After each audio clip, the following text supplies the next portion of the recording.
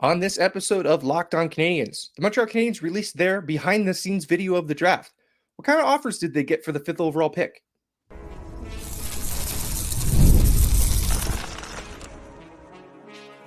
You're Locked On Canadiens, your daily podcast on the Montreal Canadiens, part of the Locked On Podcast Network, your team every day. Hello and welcome to episode 1131 of Locked On Canadiens. Thank you for making us your first listen of the day and for subscribing on YouTube or wherever you subscribe to podcasts. Doing that supports the show and ensures you don't miss an episode.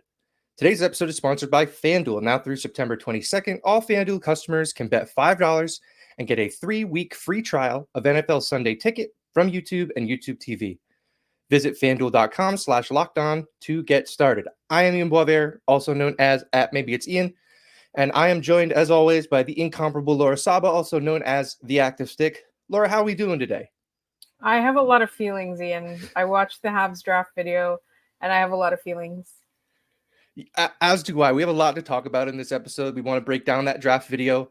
We want to unpack the question we got last week about the Jaroslav Halak trade tree becoming Patrik Laine, which is just a very fun exercise to dive into. And you wanted to talk about bobbleheads, and who wouldn't want to talk about bobbleheads? That's why some people go to some of these games, is for these collectibles. But first, we have to start with the draft video, right? Like, it was the big thing last week. We were all so excited for it. The Canadiens posted a meme of Kent Hughes' face superimposed onto the sun. And I thought he looked like the baby from Teletubbies. I really love how that video has just become sort of a summer tradition for us. Like, every year we get to look forward to this video. And that doesn't just come from this generation of Canadiens management. We used to get it way back in the day as well. What's your favorite part about these videos? Like, what do you look forward to most? I think trying to get a sense of what the front office is all about, for me, is part of it. And also, like, there's inevitably an interview or something with one of the prospects that gets us a little bit closer to who they are as people. But I think, the last couple of years, they've come with such optimism. And, especially last year was kind of like we all watched it to be like, can we kind of get a sense of why they were thinking something different than what we as a fan base were thinking? And so for me, I think the biggest thing, though, is getting a little bit of insight into how these people think. And it's so fascinating. And I just, this time around, there was a lot of emotion involved, very, very much so. Particularly not just with the excitement of Demidov and how fun that was, like his interview too, like telling them that they would be crazy if they didn't pick him, right? Yeah. But also with like Michael Hage and just that emotion. And I really love, and this is something that I'm going to say, and we're going to get into like the nitty gritty of the trade and who was available. I love that they left all of those tears and emotions in there. I love that they allowed him to be vulnerable, because that also shows a strength. And particularly, we're watching this in the context of the Patrik Laine trade and lots of people asking him about mental health, et cetera, and all of that. Like, to then come and just show just people just being so honest about struggles that they go through and the vulnerability of it all. And they left it all. Like, they left the tears, right? Like, he was choking up when he was telling Kent Hughes' dream come true, right? It was just, everything about that was so great. And it shows that if this guy's a star in Montreal, which I believe he will be, I believe he will be. Like, I'm not saying, he's going to be Demidov great, but he's going to be a staple on this team. He's going to be part of the core. And if it works out, like, for me, I think it's such a message that, like, there's such a power and strength in that.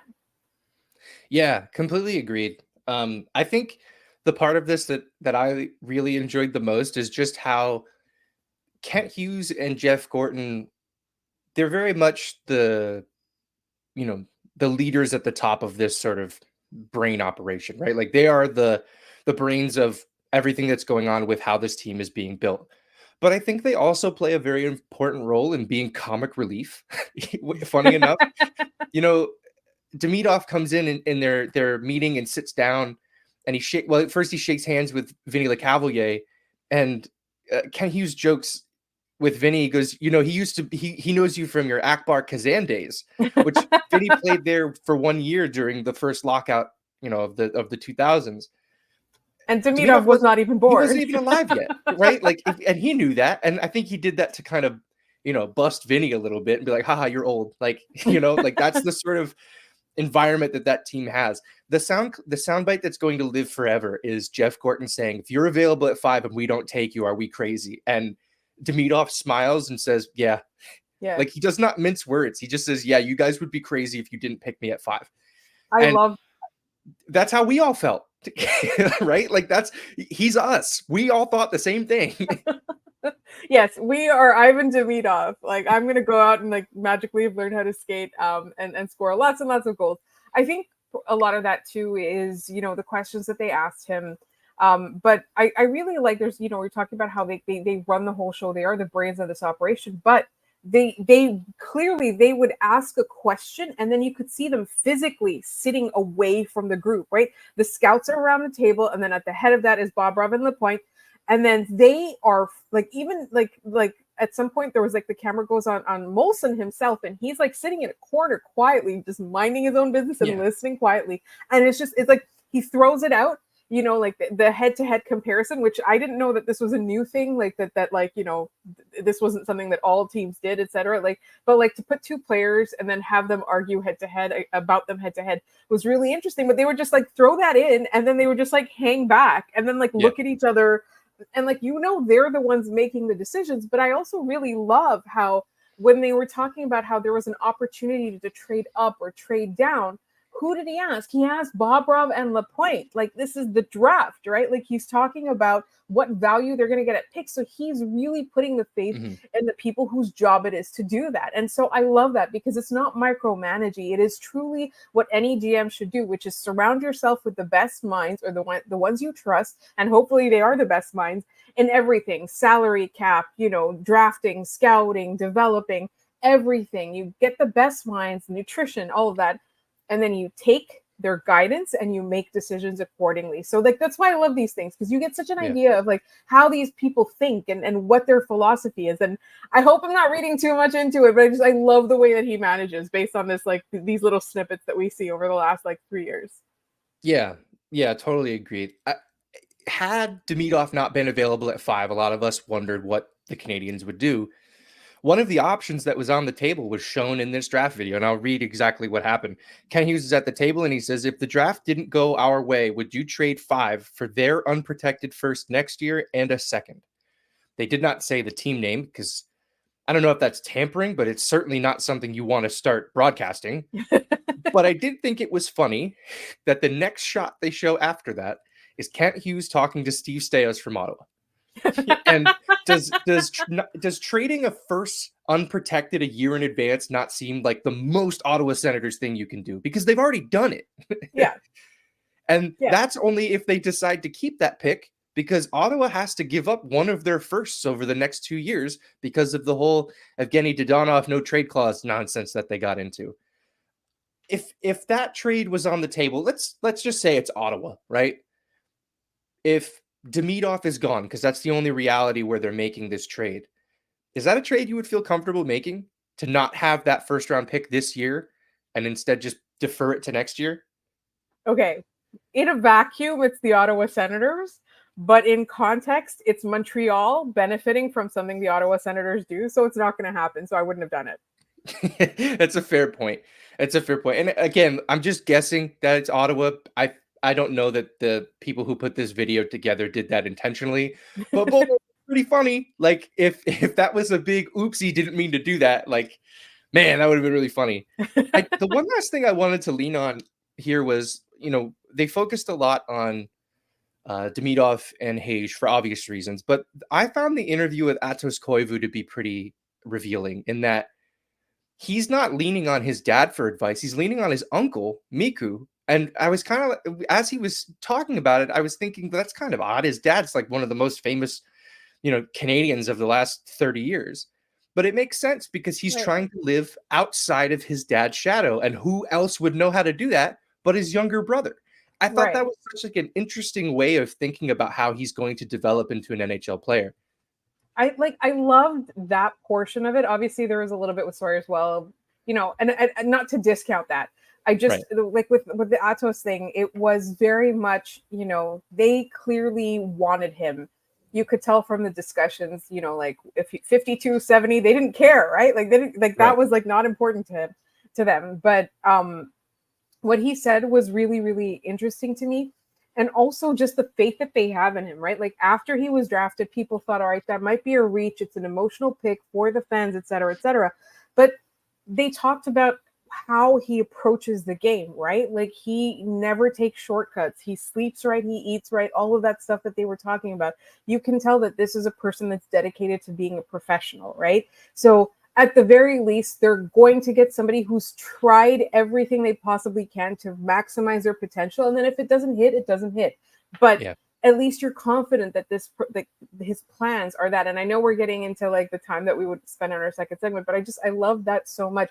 And it just like, it reminded me of a time when he, like Saku was once talking about his kids, and they like his kids would play it like being hockey players, and the older one, Aatos, I guess, he would be like, I'm Saku and you're Miku to his sister. So I thought that was really, really funny. And that like even in the family, like Saku's the myth. And then like Miku's the one who has to live up to that. So it did make a lot of sense. And I love that he said that, like he could say anything to pander to the fans or to pander to the Montreal management that he's talking to. He's like, no, I talked to Miku. Like, I'm good. I got it. Yeah, it was just such an excellent video. I really enjoyed this video every year. I hope they keep doing it for the foreseeable future, even when we're competing and don't have any draft picks. I hope they still just stick a camera on Kent Hughes for the whole weekend. Yes. Although we are getting the show, and we will be covering the show on the podcast. We'll be doing like, sort of recappy things on the podcast. We'll give you guys a few days to watch the show. We'll figure out the schedule once it comes out on, I think it's September 18th, but we will cover it. Don't worry. Yeah, we look forward to that. All right, up next, we are going to take a look at how Jaroslav Halak getting traded to the St. Louis Blues ended up getting Patrik Laine in Montreal. We are going to get into that in just a second.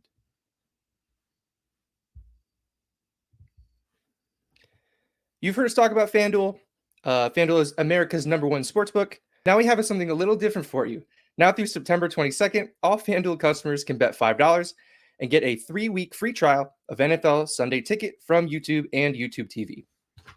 Then, with a YouTube TV base plan, you'll be able to watch every regular season Sunday afternoon out-of-market game, and all you'll need is a Google account and a current form of payment, and you can cancel at any time.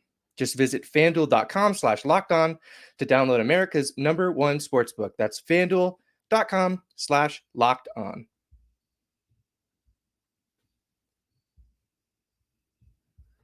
All right, we are back. Before we move on, thank you for making Locked On Canadiens your first listen of the day. For your second listen, enjoy the Locked On NHL podcast.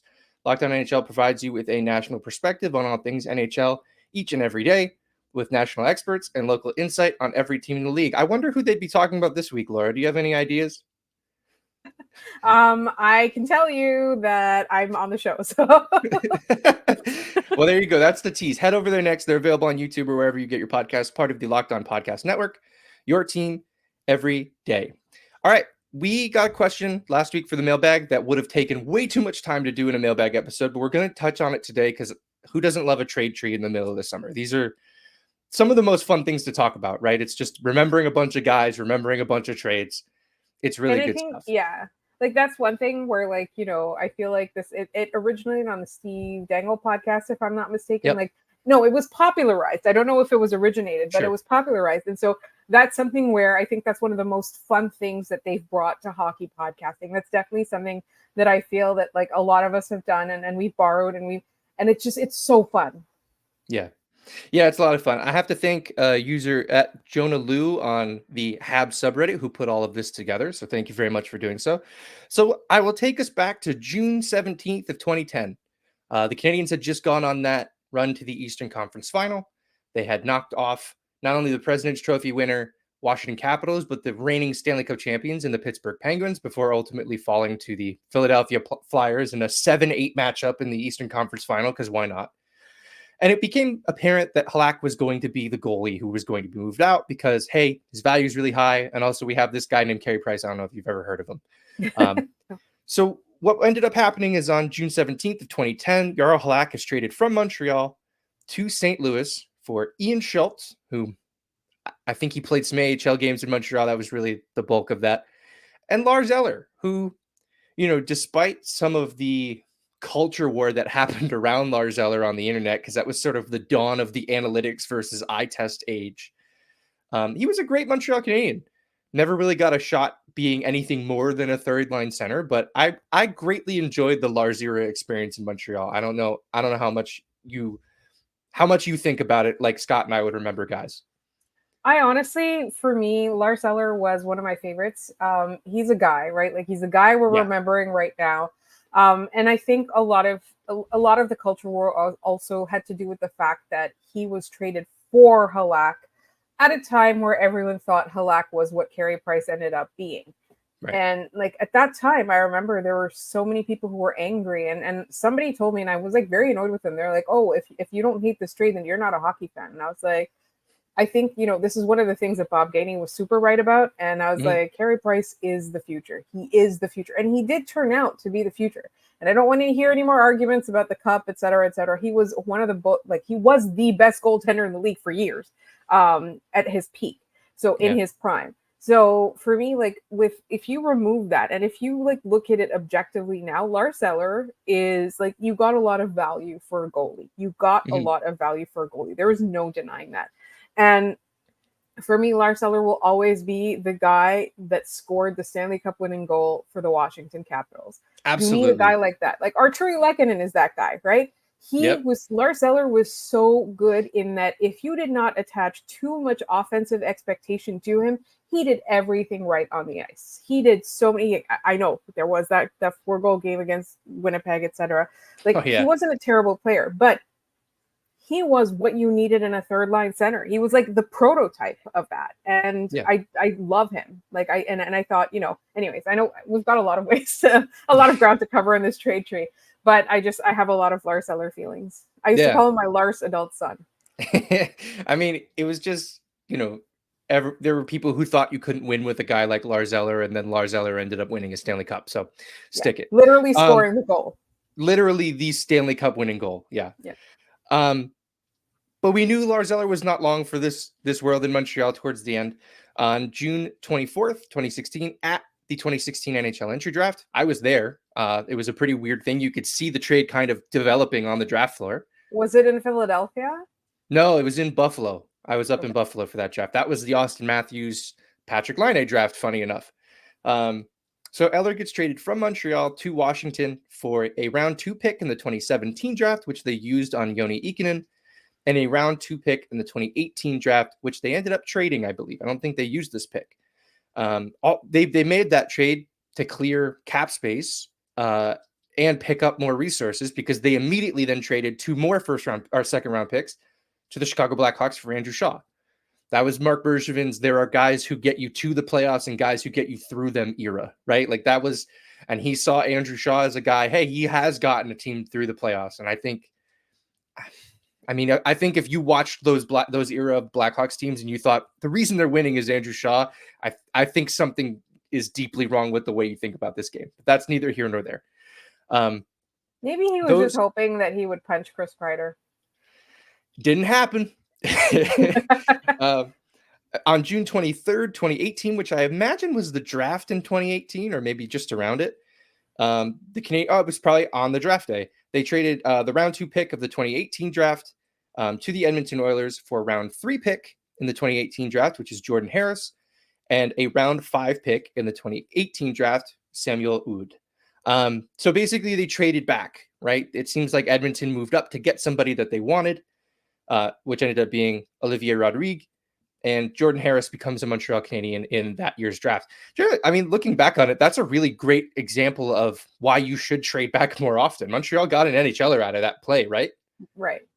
Exactly. And the thing is, you have to be able to trust your scouting staff. And if you do, all of those trades are available to you. It's like the world is your oyster. Yeah. And the last one here, obviously, we know this one well. It was last week. Jordan Harris traded from Montreal to Columbus for Patrik Laine and a round 2 pick in the 2026 draft, which means that even if Patrik Laine at the end of this contract, he just walks off into the sunset and doesn't come back to Montreal, this trade tree might not be over, because that second round pick could add another 10 years to this thing. You Yeah. know, like Yeah. so. I these trade trees are always super funny because like if you told me trading Jaro Halak would end up with a second overall pick at some point, I would have thought you were nuts, and rightfully so. But I mean, like as far as trade tree goes, that's a pretty interesting one, right? I really like it. And I love the people that do this homework and then we get to talk about it because like Yeah. there's so many things that you wouldn't even think about. I would not have even thought about it. I completely forgot too when we were talking about like the Halak trade. I was like, I forget. Oh, right. It was Lars Eller, right? Like there's a lot attached to that. I just think it's so funny. And I love this kind of stuff. So if there's ever a trade tree you guys want us to explore and talk about, please, please, please tell us. You can email us at lockedoncanadians@gmail.com. That's probably the best way to reach us. Also, we're on Instagram now, Locked On Canadians on Instagram. Please follow us there. There'll be reels, there'll be graphics, there'll be stuff. But yes, anyways, trade trees. Yeah, we love a good trade tree, and we'll we will get into that stuff. The more you guys send us, the more we'll know you're interested in it. Let us know what you guys want to talk about. In our last segment, we're going to have some fun talking about bobbleheads, and we will get into all of that in just a moment. Passion, drive, and patience, the formula for winning championships, is also what keeps your ride or die alive. eBay Motors has everything you need to maintain your vehicle and level it up to peak performance. Superchargers, roof racks, exhaust kits, LED headlights, and more. Whether you're into speed, power, or style, eBay Motors has you covered. With over 122 million parts for your number one ride or die, you'll always find exactly what you're looking for.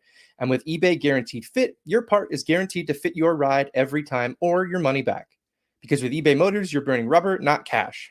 With all the parts you need at the prices you want, it's easy to make your car the MVP and bring home huge wins. Keep your ride or die alive at ebaymotors.com. Eligible items only. Exclusions apply. eBay Guaranteed Fit only available to U.S. customers. All right, Laura, you're our bobblehead expert here. Are you a fan of a bobblehead? Does that bring you out to the stadium? Okay, so I don't have a lot of bobbleheads, but I have some kind of obscurish ones. Do you have any, Ian? I don't have any hockey bobbleheads that I can think of. I think I have one baseball one. I went to a Mets game years ago. It is a Jay Bruce Mets bobblehead, which is like pretty obscure as far as it goes. But I feel like the obscure ones are the best ones. Like, what do you got? What's in your collection? Okay, so I've got a couple where like they're still packed away because I moved obviously. I have a Florida Panthers Jaromir Jagr bobblehead, which is one of my favorite ones, and then I have a Toronto Marlies Brian Burke bobblehead, and I don't know, yeah. Like he didn't play there at any point, did he? No. He was the GM of the Leafs and the Marlies at one point before the Marlies got their own management. Does he have like a tie on, but it's untied? Yeah, no, it's tied. They dropped the ball on that one. That's the Brian Burke we want. Exactly. So those are two bobbleheads I have. But no, I mean, we wanted to kind of talk a little bit about the bobblehead nights the Canadians are having this year. And also some other fun nights they have. Okay, so let's just talk about the giveaways that they have. So the first one is they're giving away desk calendars at the LA Kings at Montreal Canadiens game, which is like fine, whatever. Boy, that'll get them out there. Yeah. Yeah. But then on Jan 6th, there is an Arbor Jackeye bobblehead night. And the Vancouver Canucks are visiting Montreal. And so like that to me is the big ticket because like who doesn't want an Arbor Jackeye bobblehead?